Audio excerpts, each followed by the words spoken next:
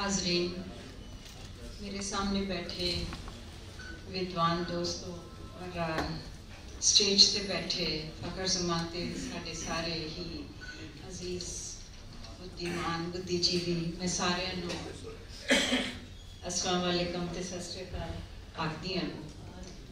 कबीर दा श्लोक याद आंदा है, अव्वल अल्लाह नूर उपाया कुदरत के सब बंदे, एक नूर ते सब जग उपजिया, कौम भले कौम मंदे। सो जनाब, दुनिया विच जिन्ने भी पीर पैगंबर सूफी संत अदीब जिन्ने भी लोग आए, सब ने ही हमेशा अमन दी शांति दी आवाज़ उठाई। खास करके जिन्ने भी फनकार कलाकार और अदीब ने, इन्होंने हमेशा ही अमन की हमायत की है। सो ताकता हुकूमता दे दंभी किरदार, इन्हां नाल दुनिया दे विच जंगा हुई है, तोपां टैंकां मिसाइलां नाल इन्होंने सानू हमेशा ही डरा के रखा है और अमन नू ज़िबा किया है। अज सारी दुनिया दे विच गल्ली ऐसी चंगियां आचारी बुरियां वाला किरदार भी असी ही निभा रहे हैं। सो दुनिया दे विच हमें तृष्णा हंकार दे लुंबड़ां दी लाई नफरत दी अग नाल जनाब असी लोसी जा रहे हैं, ये भी एक सच है।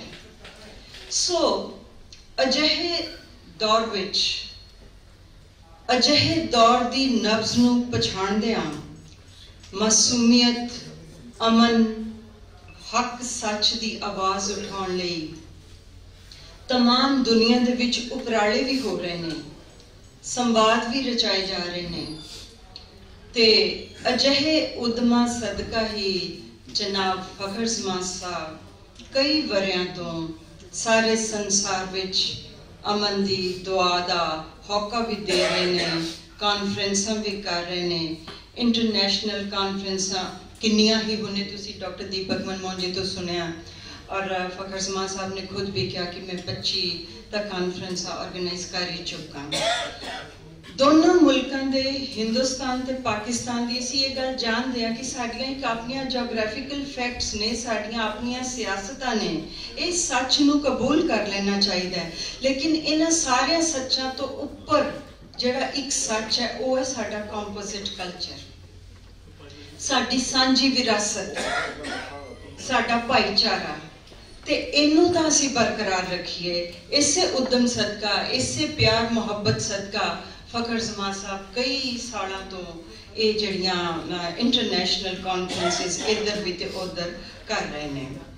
इहदे लई प्यार लई अपने जज्बे की शिद्दत दे नाल अदीबां कलाकारां नू इकट्ठियां करके सुख शांति की आवाज़ उठाते ते सरबत दे भले लई प्यार मुहब्बत लई गल करते हैं।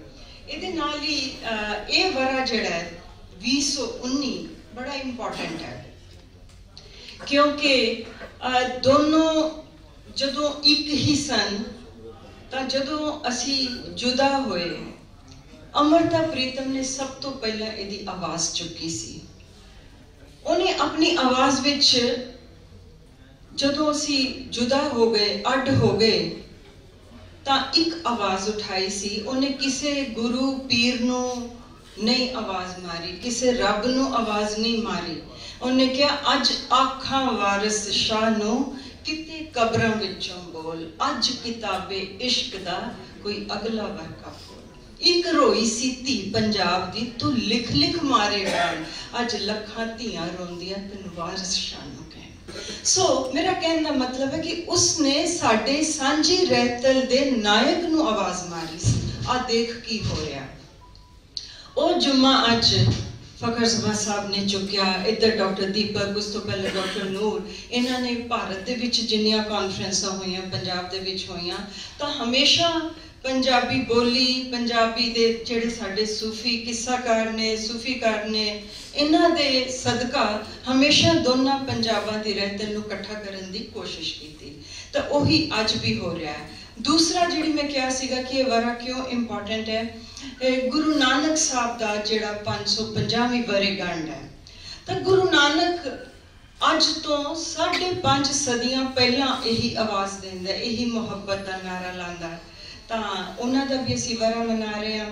इस करके मैनूं लगदा कि असीं दोनों पंजाब है जिहड़े रूह ते कलबूत बन के तां एक होके अमन प्यार का संदेश देइए। शुक्रिया जी।